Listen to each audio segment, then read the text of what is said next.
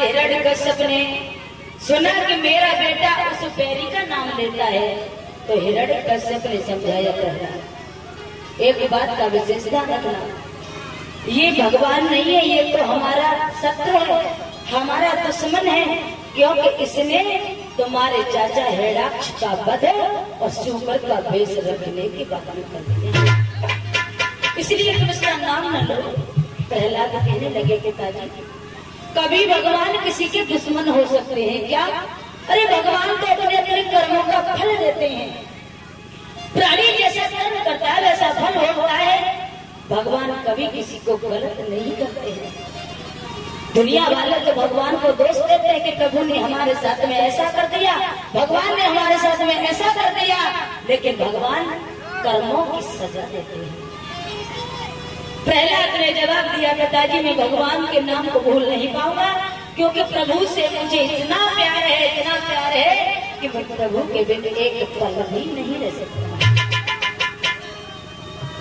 हिरण्यकश्यप ने समझ लिया कि ये अब मानेगा नहीं, तो हिरण्यकश्यप ने कयाधु के पास में लाकर के कयाधु से कहा, लो कयाधु तुम इस बेटा को समझाओ,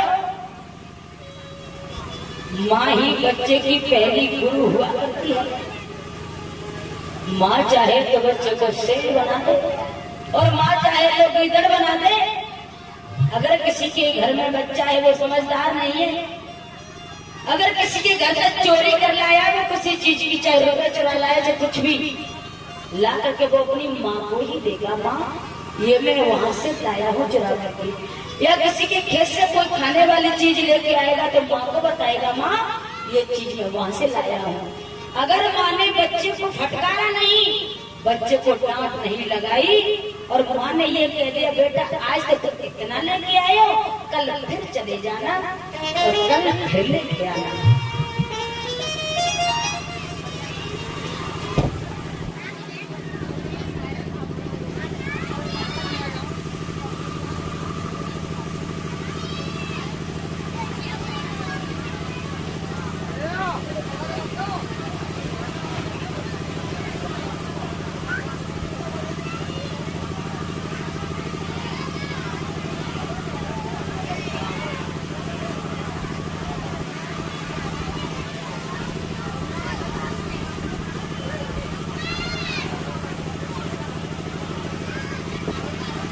श्री राधे बोली वृंदावन बिहारी लाल की जय, जय श्री राधे।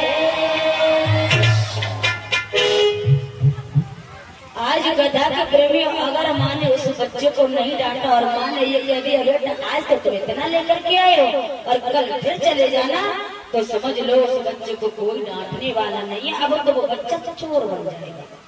अगर माँ फटकार लगाती है, बेटा तुम किसी के घर से चोरी करके लाए हो, ये गंदी आदत छोड़ दो, क्योंकि ये बहुत बेकार आदत है। और माँ अगर बच्चे के दो चार थप्पड़ भी लगा दे तो कोई बुराई वाली बात नहीं है, उससे बच्चे का भविष्य समझ जाएगा। माँ चाहे तो बच्चा को शेर बना दे और माँ चाहे तो बच्चा को गीदड़ बना दे। हिरण्यकश्यप ने जवाब दिया, इसको तुम ही समझा सकती हो, हमने इसे समझाया लेकिन ये मेरी बात नहीं माना, और अगर ये ना माने तो इसे ये जहर कटोरा में रखा हुआ है, इसको पिला देना, मार देना, हम समझ जाएंगे कि एक बेटा ने जन्म ही नहीं दिया। सबसे बड़े का नाम है प्रहलाद, उनसे छोटे हैं उनका नाम है अनुलाद, फिर शिविर और फिर बास्कल। इस प्रकार से ये प्रहलाद भाई थे, लेकिन सबसे बड़े ये प्रहलाद थे। इधर माँ ने समझाया, बेटा मैंने तुम्हें बड़े दुखों से देखा है, इसलिए तुम परमपिता परमात्मा का नाम मत लो, मैं खुद जानती हूँ कि भगवान किसी के बैरी नहीं होते हैं। प्रहलाद ने जवाब दिया, माँ मुझे भगवान से बहुत प्यार है और मैं प्रभु का नाम लेना कैसे छोड़ दूं? तो माँ ने जवाब दिया, बेटा मन ही मन भगवान का स्मरण करो, प्रभु को भूलो ना, लेकिन आप इस आवाज को अपने मुंह से बाहर मत करो, क्योंकि तुम्हारे पिता को दुख होता है, जलन होती है।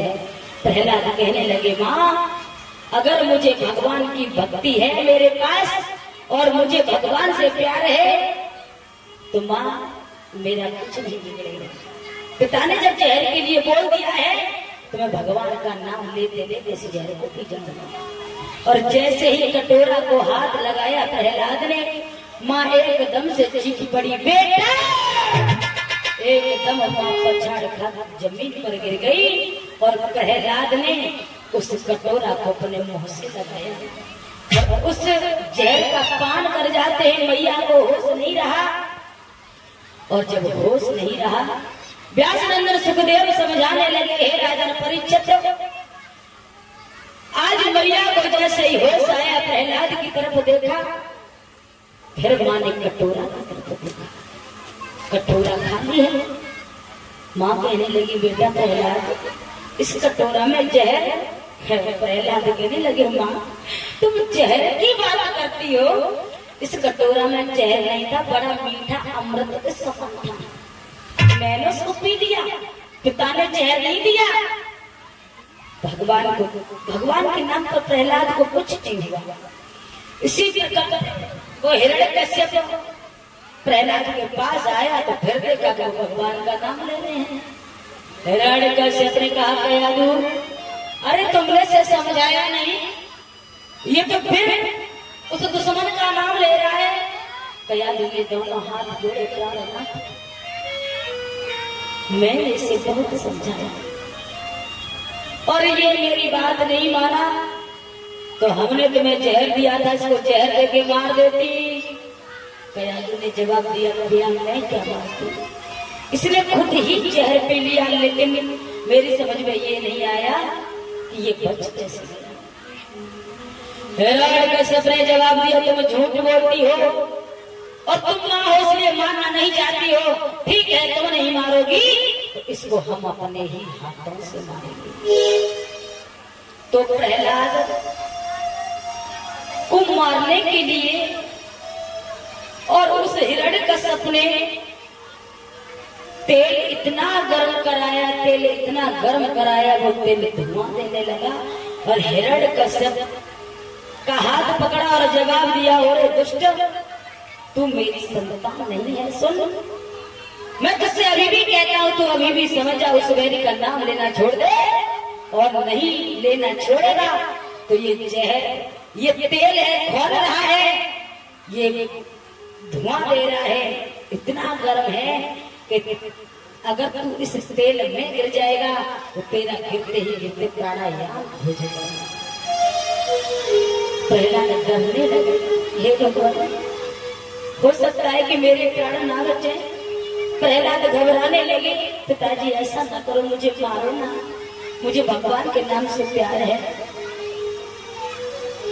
उसी समय पर भैया इतनी बात कहने के बाद में प्रहलाद का हाथ पकड़ा और उसे गर्म तेल में पटक दिया। प्रभु की ऐसी कृपा हुई, भगवान ने उसी समय उस तेल को एक ठंडे जल के समान बना दिया। बोले गोविंद भगवान की। ठंडे जल के समान बनाया, देखा इसका कुछ नहीं हुआ। अब हिरण्यकश्यप देखते ही देखते रह गया। उसके बाद में हिरण्यकश्यप और उस प्रहलाद को ऊंचे से पर्वत पर लेकर के पहुंच गया। दुष्ट, हम तुझे जिंदा नहीं छोड़ेंगे, अब देखेंगे कि तेरा वो भगवान, तेरा वो नारायण, तेरा वो परम पिता तुझे बचाने कैसे आएगा। इतने ऊंचे से पहाड़ से तू बच नहीं पाएगा। और जैसे ही आवाज लगाई है, हे मंत्रियों, हे जल्लादों, से ऊपर से धक्का मारो, तो प्रहलाद कहने लगे, पिताजी से मम्मी भी मुझे मारो ना, क्योंकि मुझे भगवान के नाम से बहुत प्यार है। कि मोहे राम नाम प्यारो, मोहे राम नाम प्यारो, पिताजी हमें मत मारो।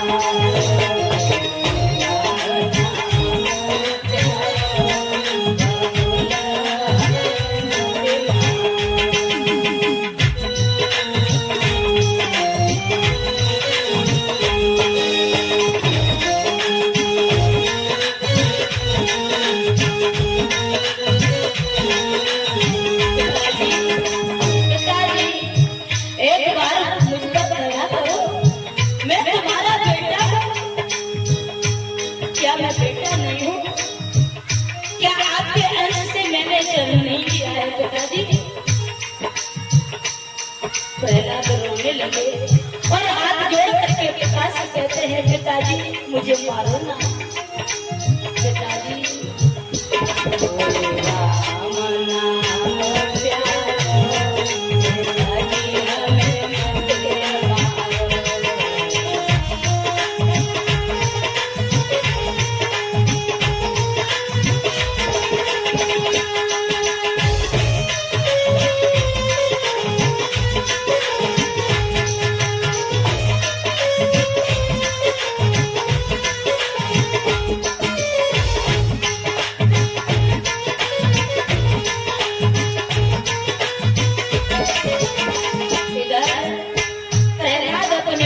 विनती करते जाते हैं लेकिन लड़का सपने एक बात नहीं सुनी। आवाज लगाई धक्का मार दो।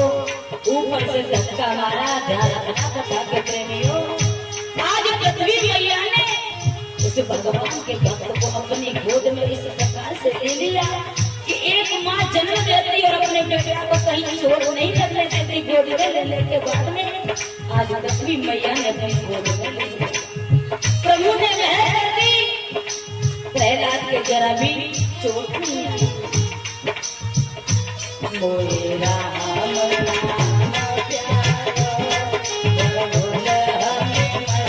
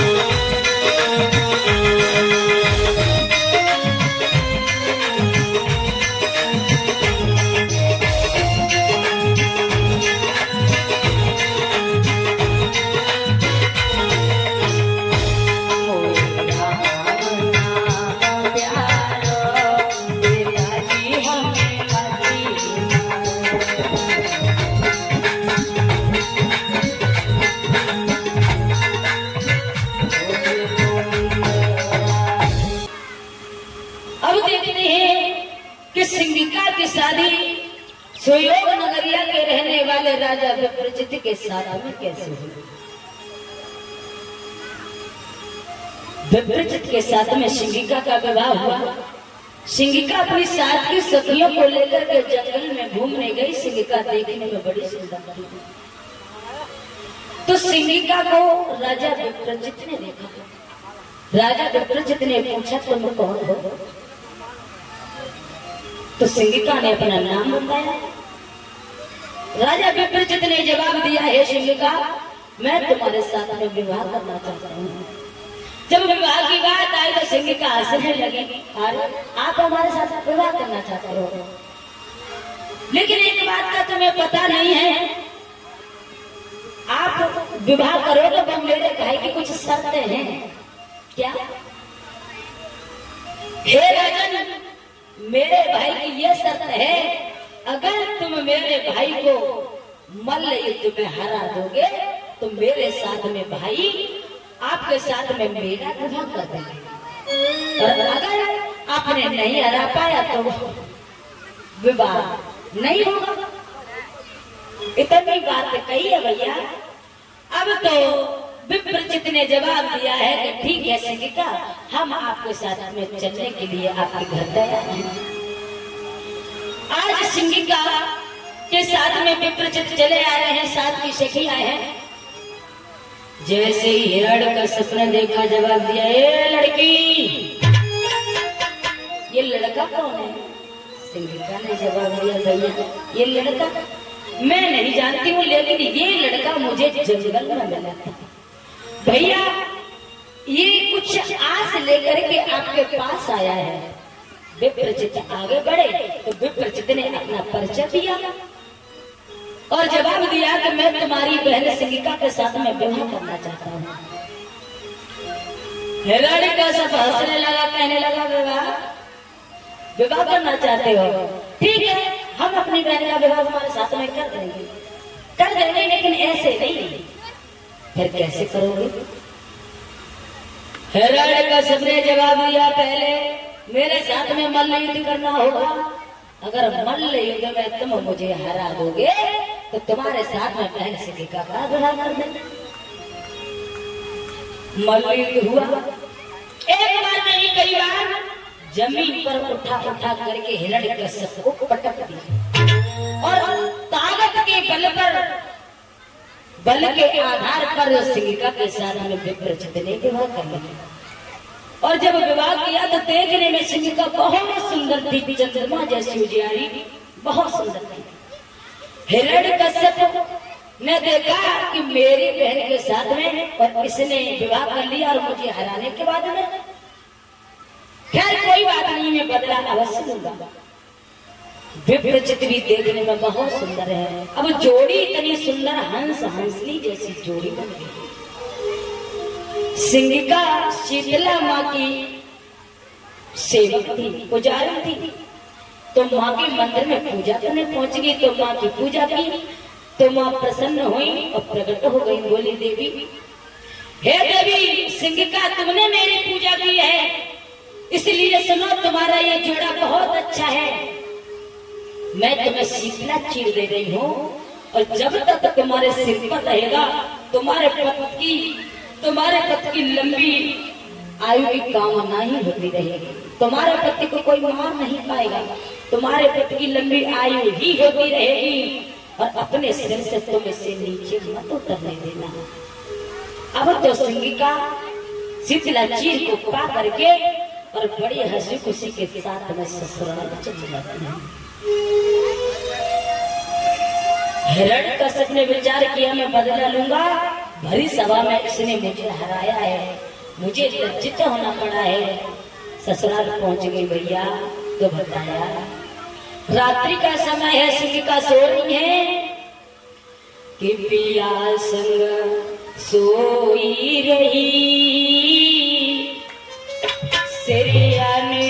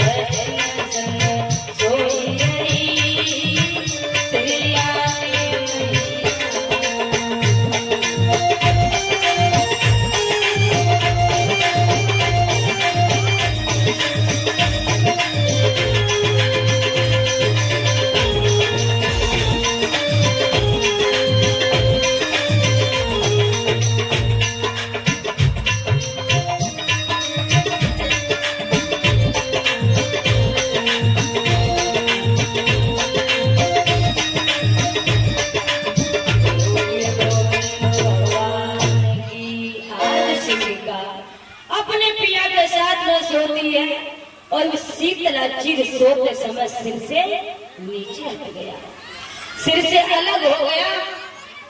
हिरण्यकश्यप ने मौका देखा और तलवार से अपने बहनोई का सिर धड़ से अलग कर दिया, मार दिया।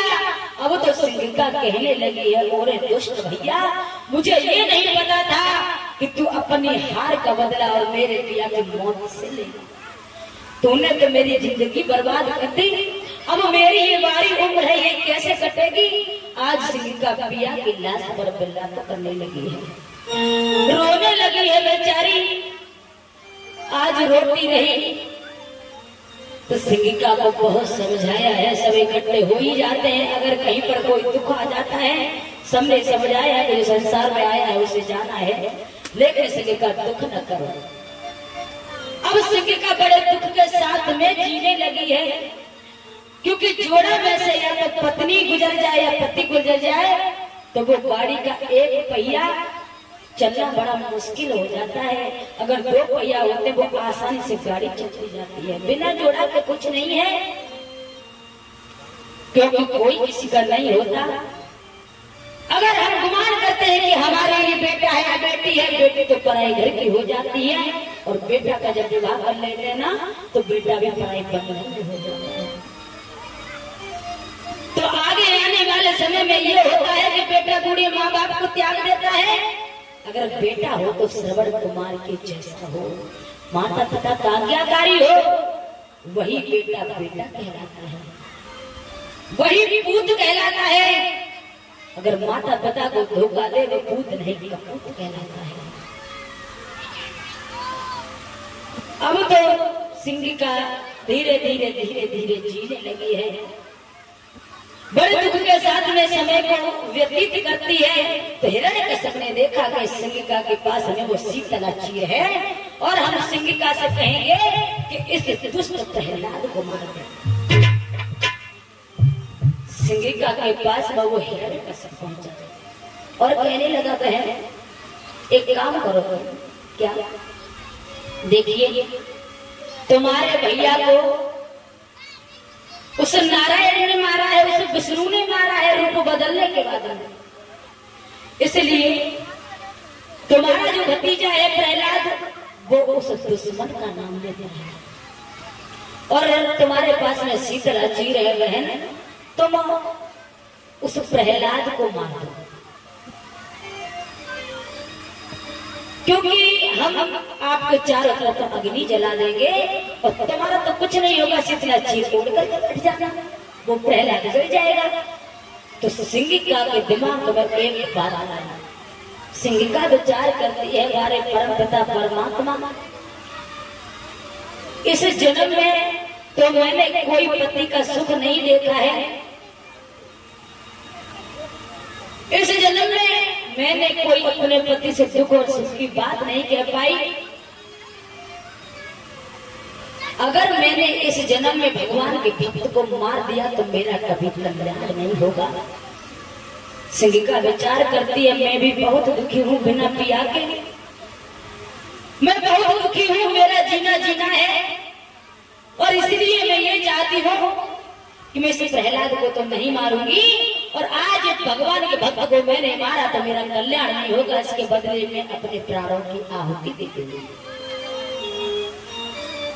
सिंगिका कहने लगी, ठीक है भैया, अगर आप ये चाहते हो कि हम प्रहलाद को मार दें तो हम मार देंगे। अब सिंगिका शीतला चीर ओढ़ करके प्रहलाद को गोद में लेकर के बैठ गए। तो प्रहलाद कहते हैं, बुआ एक बात बताओ मुझे, तुम मुझे क्यों मार रही हो? अरे मैंने तुम्हारा क्या बिगाड़ा है? अगर तुम्हें मारना है तो मेरे पिताजी को मारो, मेरे पिताजी ने तो फूफा को मारा है, और मैंने तो तुम्हारा कुछ नहीं बिगाड़ा। सिंगिका कहने लगी, हाँ बेटा, तुमने मेरा कुछ नहीं बिगाड़ा। अब तो प्रहलाद अपनी बुआ सिंगिका से डरने लगे हैं। अब चारों तरफ से अग्नि जारी है, बड़ी तेज आग जलने लगी है, 49 पवन चलने लगे हैं, बड़ी तेज हवा चलने लगी है। तो देखिए, एक तो प्रमाण ये मिलता है कि जो 49 पवन चले थे तो उन्होंने शीतला चीर सिंगिका के शरीर से उतार करके प्रहलाद से लपेट दिया। दूसरा प्रमाण ये मिलता है कि सिंगिका ने वो स्वयं चीर उतार करके और प्रहलाद के शरीर से लिपट दिया, क्योंकि ये भगवान का भक्त है, अगर मैं इसको मार दूंगी तो मेरा कभी कल्याण नहीं होता है। देखिए, कहते हैं कि सुंदरी पत्नी को, स्त्री को एक जगह पर सुंदरी भी दिखा गया है। सुंदरी, परीक्षित महाराज, स्त्री को सुंदरी भी दिखा गया है कि सुंदरी होती है स्त्री। तो सुंदरी कैसे होती है? जिसके आचरण सुंदर हो, जिसके नेचर अच्छे हो, वो सुंदर नहीं होती जो देखने में सुंदर हो, जिसके आचार विचार अच्छे हो। तो लिखा, सुंदरिता को सुंदर करही,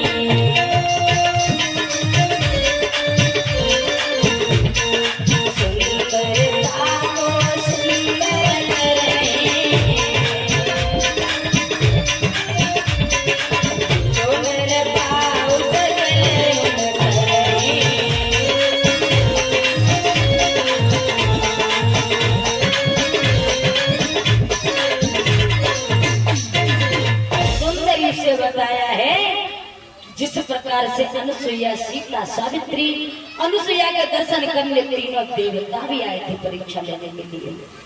उनको सुंदरी कहा गया है। अरे सुंदरी तो इस दुनिया में एक से एक सुंदरी है, जिसके आचार विचार अच्छे हैं वही सुंदरी है, जिसके दर्शन करने के बाद में देवता भी धन्य हो जाते हैं। तो आज उन्होंने अपना शीतला चीर शरीर से लपेट दिया। अब तो अग्नि जलती रही, वो सिंगिका जल करके उसमें राख हो गई। उस सिंगिका का भी उद्धार हो गया भगवान के नाम पर।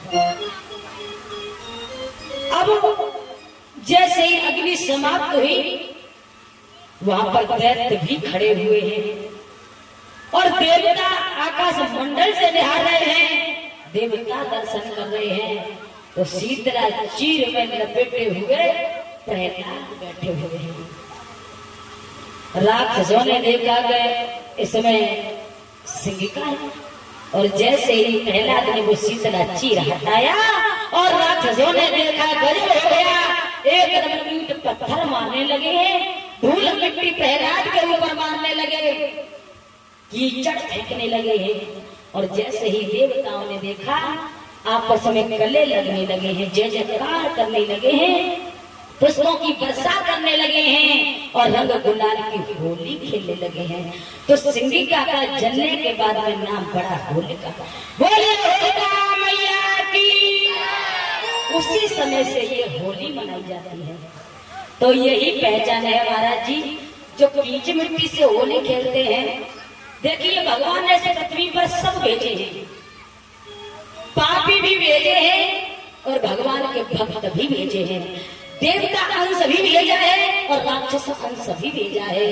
इस पृथ्वी पर 84 लाख योनियां हैं और प्रभु ने सब कुछ इस पृथ्वी पर भेजा है। तो इस पृथ्वी पर राक्षस भी हैं और देवता भी हैं, देवता अंश भी है। तो यही पहचान है जो होली के समय पर कीच और मिट्टी की होली खेलते। मैं नहीं कह रही भैया, ये हमारी भागवत गीता बता रही है। वो राक्षस अंश होता है जो घर परिवार को मिलाकर के नहीं चलते, भाई भाइयों में झगड़ा होता है, वो भाई भाई नहीं होते, एक दूसरे का बदला लेने आते हैं, लड़ झगड़ते हैं। वो घर नहीं होता, वो नरक होता है। जिस घर में प्यार न हो वो नरक होता है, वो राक्षसों का पास होता है। जिस घर में प्यार है, स्वर्ग और नरक कहाँ है? जिस घर में सुख शांति है वहीं पर स्वर्ग है।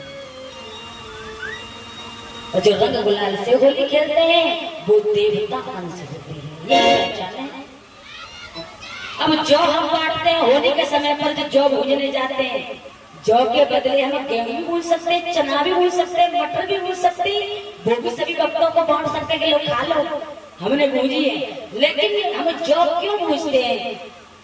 जो जौ की बाल होती है उसका एक भी दाना अलग अलग नहीं होता, एक दूसरे से सटा हुआ होता है, चिपका हुआ एकदम दाना चिपका हुआ होता है। और जो गेहूं की बाल होती है उसके जो दाने होते हैं वो 3-3, 2-2, 4-4 के हिसाब से अलग अलग जुट होते हैं। हम जौ भूजने के बाद में सबको बांटते हैं, फिर गले लगते हैं। जिस प्रकार से जौ की बाल में एक दूसरे से दाना सटा हुआ है, इसी प्रकार से हम और आप एक दूसरे के निकट ही रहे, हमारे और आपके अंदर इतना ही प्रेम बना है। बोले बाके बिहारी लाल की जय, जय श्री राधे। अब तो उसे हिरण्यकश्यप ने देखा ये तो फिर नहीं मरा, फिर बच गया। तो परीक्षित महाराज व्यास नंदन सुखदेव समझाने लगे, हे राजन परीक्षित, अब तो उसने एक लोहे का खंभा इतना गर्म कराया, इतना गर्म कराया कि वो लोहे का खंभा लाल पड़ जाता है। हिरण्यकश्यप कहने लगा, और प्रहलाद चल आगे बढ़, अब मैं देखूंगा कि तुझे भी भगवान कैसे बचाने आएगा। अब तेरे प्राण नहीं बचेंगे।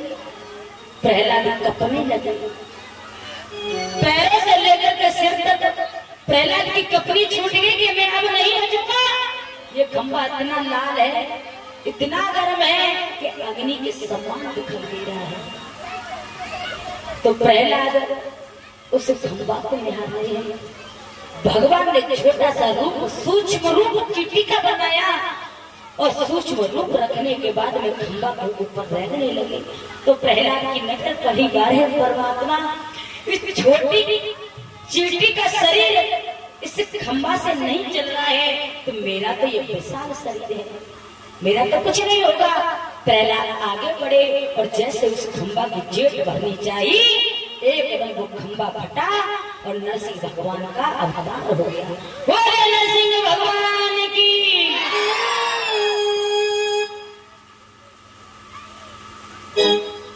नरसिंह भगवान का अवतार हो गया। उसके बाद में नरसिंह भगवान ने उसे हिरण्यकश्यप को पकड़ लिया, और पकड़ने के बाद में 100 बार आकाश मंडल में घुमा करके 100 बार जमीन पर पटका, 100 बार जमीन पर पटका, लेकिन उसके जरा भी खरोंच नहीं आई, चोट नहीं आई। तो एकदम आकाशवाणी हुई, और ब्रह्मा जी ने आकाशवाणी में कहा, हे नरसिंह भगवान, क्या आप भूल रहे हो, इसने तो मुझसे वरदान ले लिया है कि ये ऐसे नहीं मरेगा, ऐसे नहीं मरेगा। तो भगवान समझ गए कि इसको वरदान मिला हुआ। तो प्रभु ने और उस हिरण्यकश्यप को अपने घुटने पर रख दिया। घुटने पर रखने के बाद में बीचा बीच टहनी पर बैठ गए। संध्या का समय है, दोनों समय मिले हुए हैं, दोनों वक्त मिले हुए हैं। तब भगवान नरसिंह कहने लगे, ओ हिरण्यकश्यप, देखो तुमने ब्रह्मा जी से ये भी मांगा था कि ना हम दिन में मरे न रात में मरे, ना ही दिन है न रात है, दोनों समय मिले हुए, संध्या का समय है। तुमने ये भी मांगा था ना हम ऊपर मरे न नीचे मरे, तो तुम मेरे घुटनों पर हो। तुमने ये भी मांगा था न बाहर मरे न भीतर मरे, न बाहर हो न भीतर हो, आधे बाहर आधे भीतर, बीचा बीच टहनी पर हो। तुमने ये भी मांगा था, बस हूँ मैं नर और पशु दोनों में हूँ। तुमने ये भी मांगा था जो 12 महीने होते मैं उनमें भी न मरूं, तो 12 महीने उसमें लौंग का महीना आता है, तो देखो वो 12 महीने तो अलग कर दो, वो भी महीना नहीं रहा। हिरण्यकश्यप कहने लगा, हाँ भगवान ठीक कह रहे हैं। भगवान कहने लगे, और तुमने ये भी मांगा था ना हम तीर से मरे न तलवार से मरे, मेरे पास में कोई अस्त्र शस्त्र नहीं है, मेरे बड़े बड़े नाखून हैं, और इन नाखूनों के द्वारा तुम मारे जा रहे हो। हिरण्यकश्यप कहने लगा, प्रभु मुझे क्षमा करो, और मैं समझ गया हूँ कि आज मेरा अंत समय आ चुका है। तो भगवान ने अपने घुटने पर रखने के बाद में और बीच में से उसका पेट फाड़ दिया। बोले नरसिंह भगवान की।